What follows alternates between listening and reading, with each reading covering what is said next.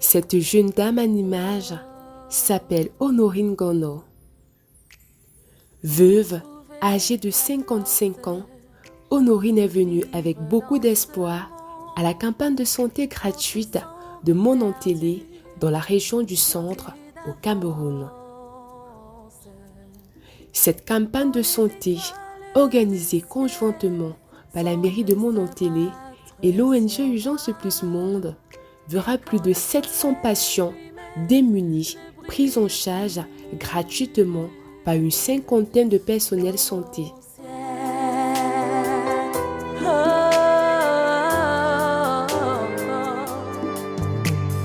Où trouver la force de vivre dans ce monde quand tout semble perdu, perdu d'avance. Durant la campagne de santé de Monontelé, nous avons rencontré Maman Honorine. C'est une veuve de 55 ans qui pourtant souffre de goitre depuis plus de 20 ans. Vu l'extrême gravité de son cas, nous ne pouvions pas la prendre en charge pendant la campagne. Pourtant, cela est urgent. Cela pourrit sa vie de jour en jour, l'empêchant pratiquement de dormir toutes les nuits. Elle a besoin d'être prise en charge. Allons découvrir ça tout de suite. Après une longue attente, c'est au tour de Honorine d'être reçue par le spécialiste en ORL, où elle a été orientée dès l'accueil selon sa maladie.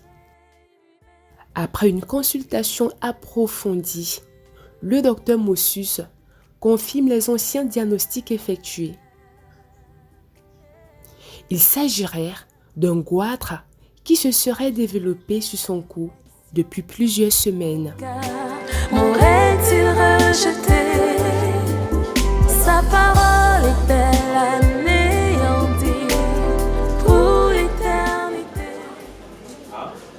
Effectivement, il s'agit d'une tuméfaction avant la salive. Voilà.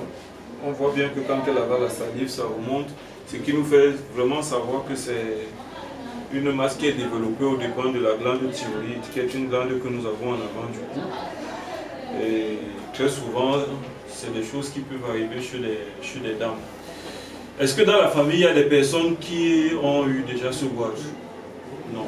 Donc, on n'a pas de notion familiale de goitre. Ça peut également arriver de manière isolée. Et visiblement, c'est quelque chose qui est suffisamment avancé parce que je ne parviens pas à toucher le bord inférieur de la masse. Tout porte à croire que peut-être qu'il y a déjà une petite extension vers la poitrine, surtout qu'elle déclare avoir des problèmes de respiration. Et donc, devant cette masse, très souvent, nous savons d'emblée que nous allons aller vers l'opération. Mais il faut faire une batterie d'examens qui vont nous permettre déjà de savoir sur quel terrain nous sommes en train d'évoluer. Est-ce que c'est un corps qui a d'autres maladies, en dehors de celles que nous voyons là? Est-ce que c'est un corps qui peut supporter la chirurgie éventuellement? Est-ce que la glande dysfonctionne elle-même, au-delà du fait qu'elle a pris du volume? Et donc ce sont ces différents paramètres qui vont nous permettre d'entrevoir sa prise en charge. Et comme je l'ai dit, très sûrement nous allons évoluer vers une opération pour enlever toute la partie de la glande qui est tombée malade. Pour en savoir plus, l'équipe de Secours Plus est descendue chez la patiente démunie pour mieux enquêter sur sa situation et comprendre l'histoire derrière cette maladie. Heureuse de recevoir l'équipe chez elle, Honorine a décidé de s'ouvrir à Secours Plus pour qu'une solution soit trouvée. En 2004 que j'ai cette maladie, le goitre.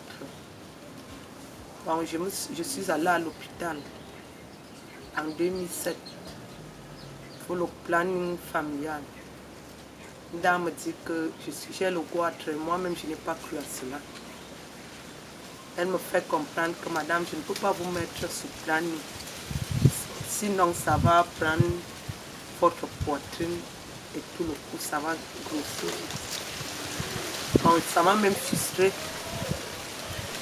suis rentrée, je vous posais les questions de part et d'autre, on me dit que on voit un peu une partie du cou qui est un peu, qui est volumineux. En fait, j'ai pris donc la décision d'aller faire l'échographie à Karim, à Yaoundé, à Mokolo. J'ai fait l'échographie, les résultats sont sortis que j'ai le quad. Décembre dernier, le 29 décembre, je suis partie à la réunion. Pour arriver à la réunion, je suis tombée en route. J'ai perdu connaissance. Je me suis réveillée à l'hôpital sous perfusion. Je ne savais même pas d'où j'étais. J'avais la saleté un peu partout. Donc, ça m'étouffe même déjà. Je marche même un peu là, même les chants même que je fais là, c'est seulement que si j'avais les moyens, que je pouvais même faire quelque chose pour rester sur place qui peut me rapporter à vivre avec la famille. Veuve de son état, avec une santé précaire, Honorine Gono s'occupe seule de 4 de ses petits-fils avec lesquels elle habite depuis un bon bout. Ce sont ces activités champêtres qui lui permettent de mettre quotidiennement la nourriture dans le plat.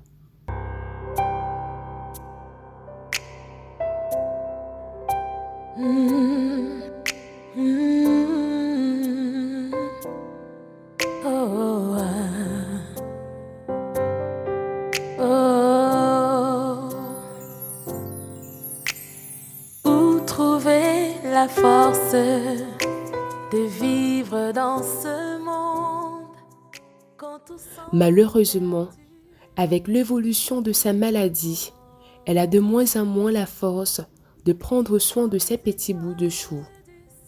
Je m'étouffe même actuellement beaucoup. Depuis un très bon bout de temps. Me coucher même sur le dos, ça, je n'arrive pas. Et si j'essaie même de me coucher sur le dos, je me lève en suceau que je m'étouffe. Même en marchant même. Au point que je ne peux même plus porter quelque chose sur la tête. J'ai 3 hauteurs là que je porte au dos.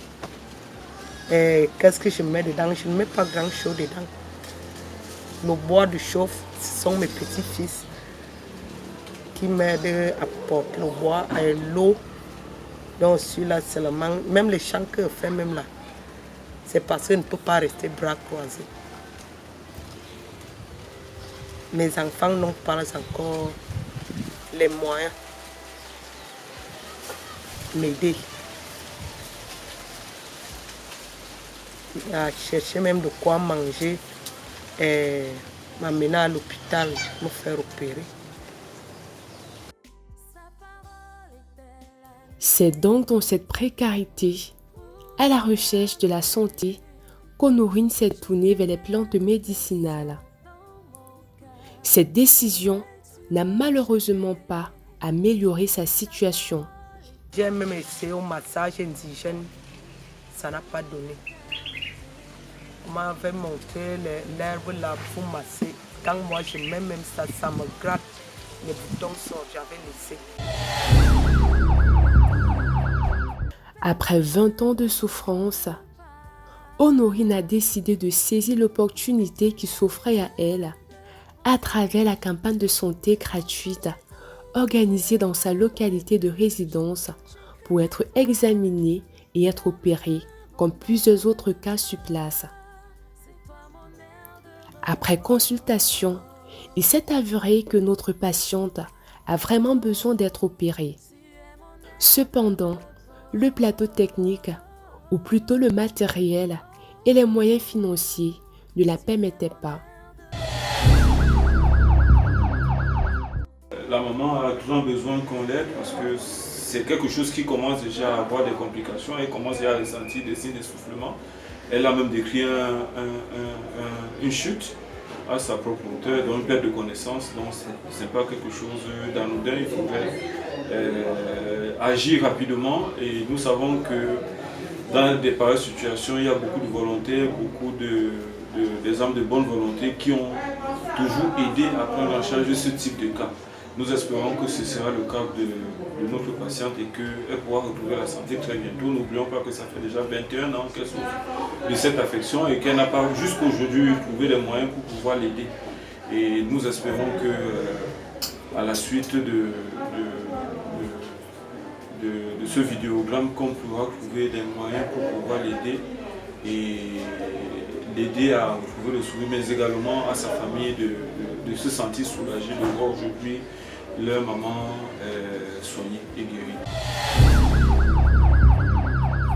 Cette émission a donc été réalisée pour que les fonds soient mobilisés afin qu'Honorine soit prise en charge entièrement et opérée dans de bonnes conditions. Honorine n'a plus qu'un seul espoir, les âmes de bonne volonté et donateurs du Jean Surplus Monde. Je plaide aux hommes de bonne volonté de m'aider, vraiment. Je suis bien souffrante. Le goitre s'y ne me laisse pas. Ça part avec moi à un niveau qui est que quand ça m'attrape, même souvent que je m'étouffe, je me pose des questions, surtout mon derrière. Je suis une veuve. Je demande de l'aide aux hommes de bonne volonté de m'aider à retrouver ma santé. Je vous en prie, s'il vous plaît. Nous venons de découvrir ensemble le cas de maman Honorine. Bientôt, elle ne pourra plus subvenir seule à ses besoins, même les plus élémentaires comme l'alimentation. Et je ne parle même pas de ceux de ses petits-fils dont elle a la charge. Elle est là, seule, face à son destin, et nous vous prions et nous vous demandons, s'il vous plaît, de lui venir en aide. Nous vous remercions pour tous vos dons parce que soutenir Urgence Plus, c'est redonner vie et espoir.